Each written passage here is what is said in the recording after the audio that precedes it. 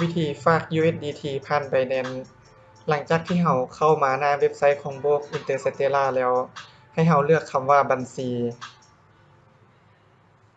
หลังจากนั้นเลือกบัญชีที่เราจะฝากกดฝาก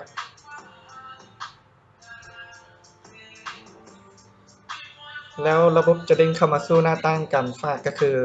ช่องทางฝากของโบรกเกอร์จะมีอยู่ 2-3 ช่องทางจะมีบาทแล้วก็กีบดอลลาร์เดี๋ยวมื้อนี้เราจะมาแนะนำเป็นดอลลาร์พันคริปโต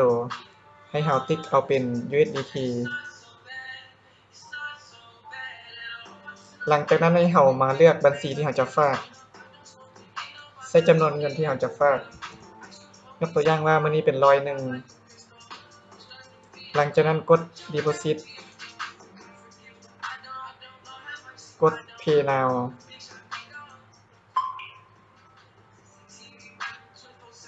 แล้วระบบจะเด้งเข้ามาสู่หน้าตั้งการรับเงื่อนไขของโบรกเกอร์ให้เราติ๊กครับหลังจากนั้นกดดำเนินการซื้อขาย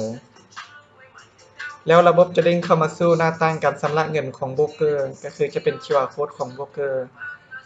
ในกรณีที่ผู้ใดเติมผ่านโทรศัพท์ก็เอาโทรศัพท์สแกนแล้วก็เลือกเน็ตเวิร์กเป็น TRC20 ใส่จำนวนเงินในกรณีที่เราเติม100ให้เราโอนเป็น100กับ1เหรียญเพราะว่าจะมีค่าเน็ตเวิร์ก1เหรียญยกตัวอย่างค่อยโอนผ่าน Ucom ให้เรามาคัดลอกเอาเลขกระเป๋าหลังจากนั้นเข้าไป Binance เข้าไป Withdraw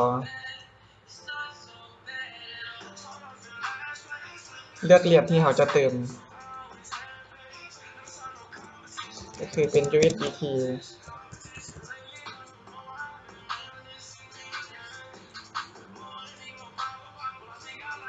วางเลขกระเป๋าที่เราคัดลอกมาก่อนหน้าแล้วเลือกเน็ตเวิร์กเป็น TRC20 ใส่จำนวนเงินที่เราจะเติม100กับ1เหรียญหลังจากนั้นเราก็กด Withdraw ไปเลยหลังจากที่เรากด Withdraw ไปแล้วให้เรากลับเข้ามาสู่หน้าตั้งแบบเก่าก็คือหน้าตั้งการชำระเงินให้เรากดคำว่าสั่นจ่ายเงินแล้วโอเคเป็นแบบนี้ถือว่าเรียบร้อยรอโบรกเกอร์อนุมัติเงินเข้าบัญชีประมาณ5นาที50นาที